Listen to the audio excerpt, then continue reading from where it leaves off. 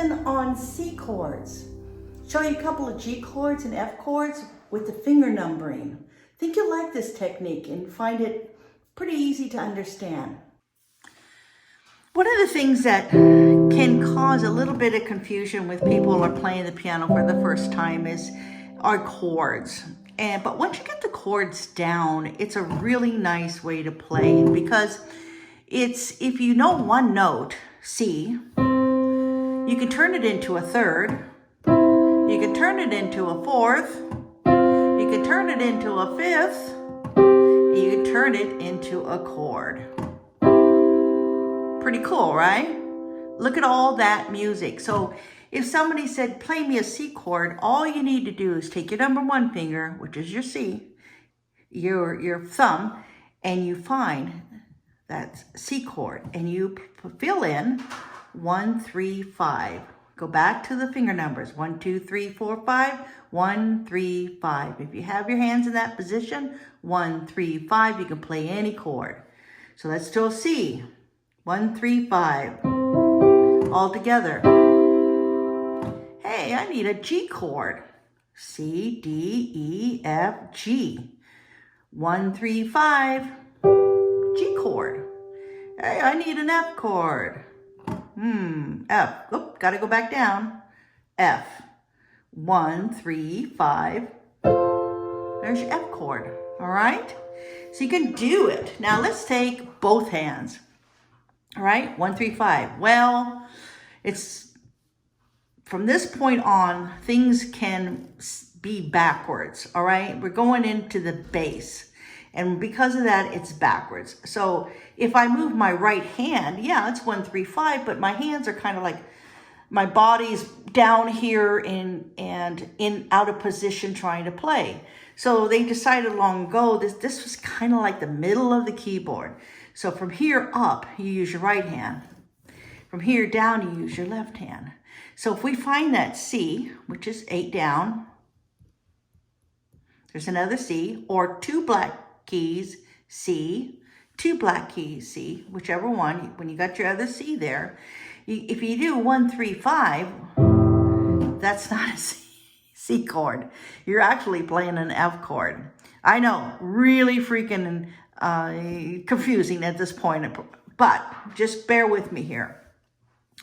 The thing is, on the right-hand side, you got 1, 3, 5. But think of it this way. Your left hand is going to be 5, 3, 1. This is the leader. This is the leader on the right. This is the leader on the left. Okay? C chord. All right? So you're going to pay, once you get past this C, middle C, things are going to turn on you. All right? So take your 5. And here's your 3 again. And then here's your 1. So when somebody says, I need a C chord, you have to think to yourself, okay, I need a C chord on my right hand, so I need my thumb. Say, we need a bass C chord. Oh, I need a C chord. Past the C, middle C, that's the number 5. So you grab your hand and go like that. Okay?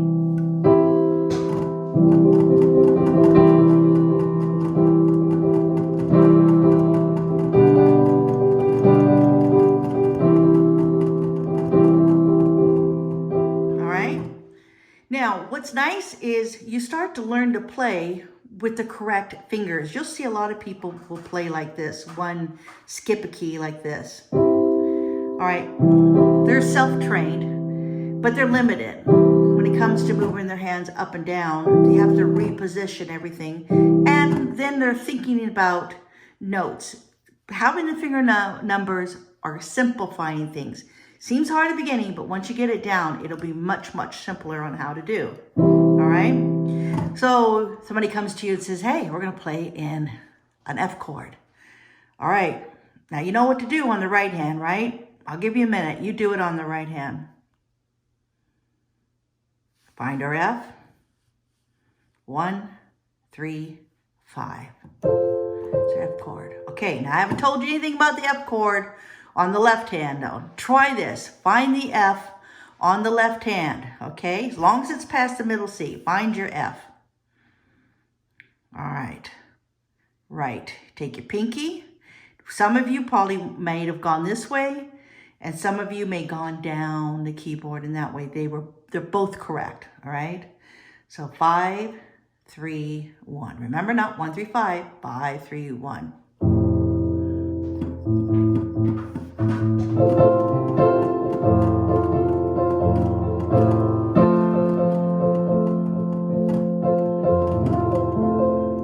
All right, there you go. Let's do a G key, all right? Find the G with your right hand. Woohoo! There it is. I'm sliding my hands out of the way so you can see what I played. Normally it'd be up like this, right?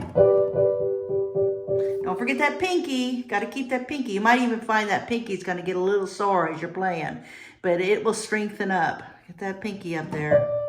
Put the nail down on that key. All right. G on your left hand. Bass G. I'm waiting. Do it. You can do it. You can do it. There you go. There's your G.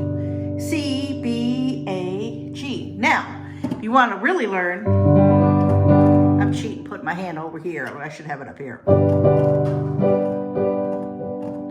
One thing you might find that will really help you with the alphabet, learning the left-hand side, the bass side, is learning the alphabet backwards. So you know this is C, D, E, F, G, A, B, C, D, E, F, G, all right? But if you learn the alphabet backwards, C, B, A, G, F, E, D, C, B, A, G, F, E, D, C, it will make it the comprehension of things being backwards on the left side, I think a little easier for you to